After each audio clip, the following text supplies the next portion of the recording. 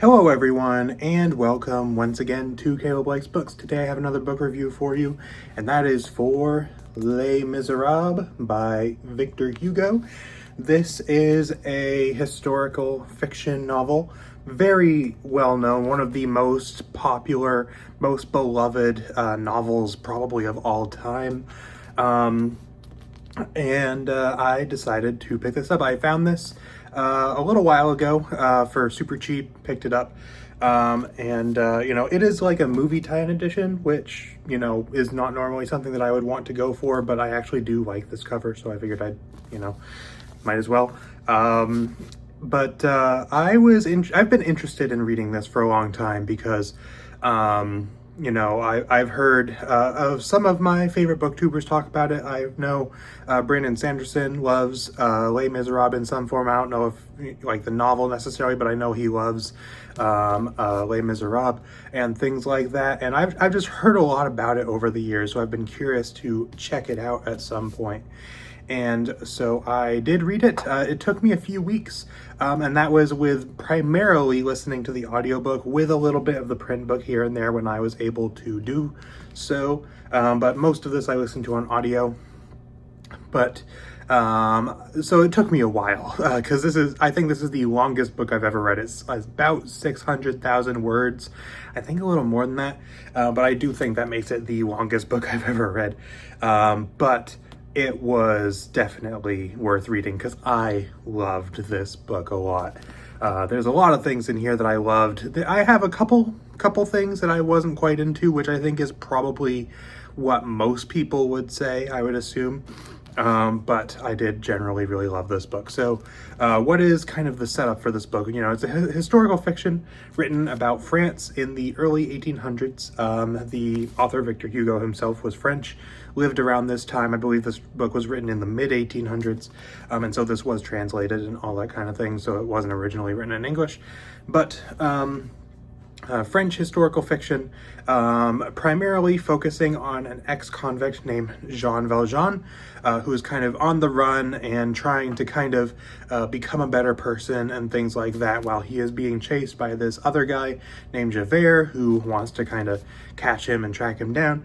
And that's like one part of this book. That is like kind of the main plot, kind of.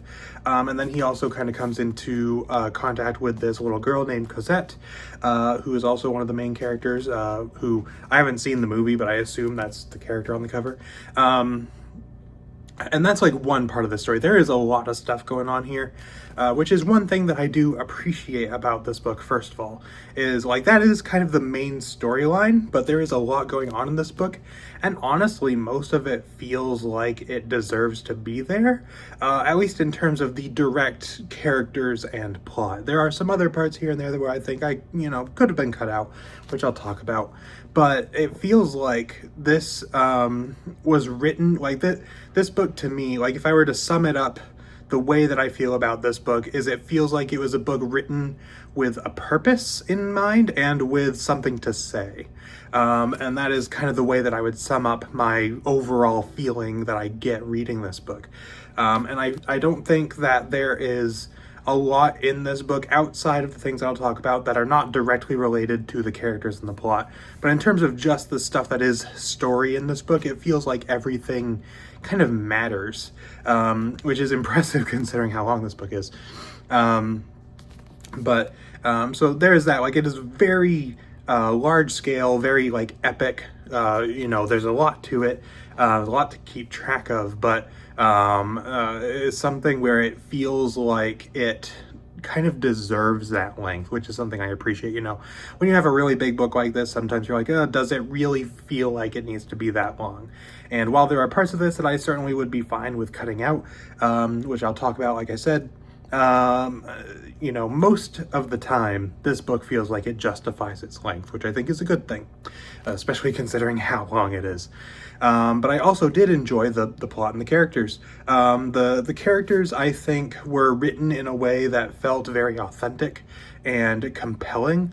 Lots of really good character arcs throughout this book. Like the arc that Jean Valjean goes on in this book, I really loved.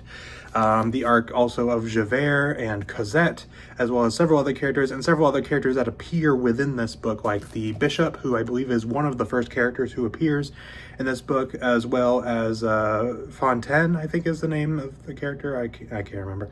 But or it might be something different. I don't know. There's a lot of characters to keep track of in this book and all this stuff. But, all of the characters I really enjoyed, and I really enjoyed the journeys they went on. And the story in here, I think, also was pretty compelling in a lot of ways. I was always kind of interested in seeing where things were going to go because, this is one of those books where, like, it feels like the story, like, this sounds kind of silly to say, but like I said, it feels like the story and the characters have a purpose as to why they're there, and everything feels like it is, it doesn't feel like, Victor Hugo just wrote a long book, just like stream of consciousness, just to write a long book. It feels like it was made to all fit together, and it fits together very well, and I really enjoyed that about it as well. I also, I like the prose of this book as well. Of course, I don't know how much of that is due to the translation and how much of that is due to Victor Hugo himself, but I did really like the prose of this book. It not only was it very pleasant to read, either in audio form or in written form, but also really kind of helped to push the setting as well. Like between the actual setting work in this book and the language that is used specifically in the dialogue and in the prose, it really builds a strong sense of setting, makes it really kind of immersed me into the setting.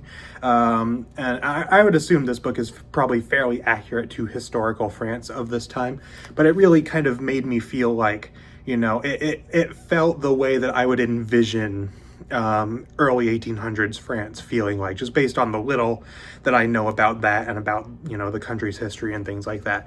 Like it felt authentic, and it felt like I was really able to be immersed into it because of the prose, because of the dialogue, just everything about the language that was used in this book, I think was done very, very well when it comes to that. I also really liked the way that the themes were integrated into this book. And this is one of those books where, like I said, it's 600,000 words. There is a lot of it. I am sure there are plenty of things about characters or about the plot or about the themes that probably went over my head, or I may have kind of blanked out at here and there, or things like that, things that I'm not going to quite remember on a first time read just because there is so much. But I really did enjoy the way the themes were integrated into this book, the way the theme of redemption is used in this book, especially when it comes to a character like Jean Valjean, the way that it explores themes about justice and things like that, the way that it goes into like the legal side of things when it comes to like the justice and things like that, the way that it explores just human emotion, and themes of love and sadness and grief and all of these kinds of things.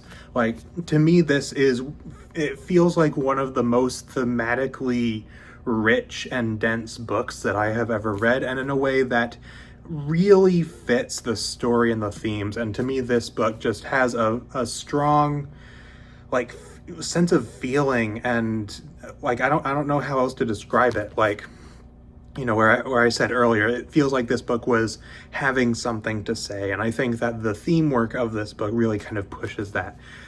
It's one of those books where I finished it and I felt like I had experienced something, and like it was one of those books where like it really felt like it was trying to say something, and that I was kind of trying to wrap my head around it and all this stuff. Very thematically rich book, I think. A lot of really great character arcs, and a lot in here that just really worked for me, and that I really enjoyed. In terms of the one downside to this book to me, which is not going to be particularly surprising, is the length. Now, like I said, I think mostly it justifies it, which it does. I do think that most of this book, the length is justified. However, there are sections of this book where, and this is something I'd heard about prior to reading it as well, so I was expecting this going in, where the author will kind of go on little tangents and talk about things that are like tangentially related to the story and the characters. Like, for example, there is a section in this book where it talks about the Battle of Waterloo, which is related to the events of this book, but is not, like, I didn't feel like I needed as much of it as was in there. Or there is a section where there are characters in the sewers, and so it spends like an hour or two of the audiobook talking about the Parisian sewer system or things like that. And it's like, I didn't feel like that was really needed. So it's like, if I ever decide to go back and reread this book, I would probably consider doing the abridged audiobook, which is still 40 hours. It's still long, but at least I feel like I would be getting more of the core of what this story is, rather than getting all of the kind of extra stuff that I feel like wasn't really needed. A lot of those like tangents and things of that nature. But that is the only thing. And aside from those sections of the book, which to me is not a huge issue because I still loved the rest of what was here, aside from that, I adored this book. I had a great time with it. I loved reading it. And I honestly kind of considered not finishing it early on just because I was listening to it and I was like, oh, this is gonna be so long. But I'm glad that I stuck with it because, you know, like I said, it's one of those books that I finished it and I felt like I had really experienced something special. And you know, we'll see how it goes with time, but I think there is a strong possibility this could end up pretty highly in my favorite books because I really liked it. So as far as a rating out of 10 that I would give Les Miserables, I'd give it like a 9.5 out of 10. And the only reason why I'm knocking it that half point is because of all that extra stuff that I just think didn't need to be there. If that wasn't involved in this would be an easy 10. I loved this book. So yeah, definitely would recommend it. It is a lot. It is a big commitment if you decide to read it, but if you do decide to read it, I think that it would be well worth checking out. So that's pretty much it for my thoughts on Les Miserables. Let me know in the comments if you have read it before, what you thought of it. If you liked it, if you didn't, whatever your thought, let me know down in the comments and all that stuff. So that's pretty much it for this one. So thank you all for watching, and I will see you all next time.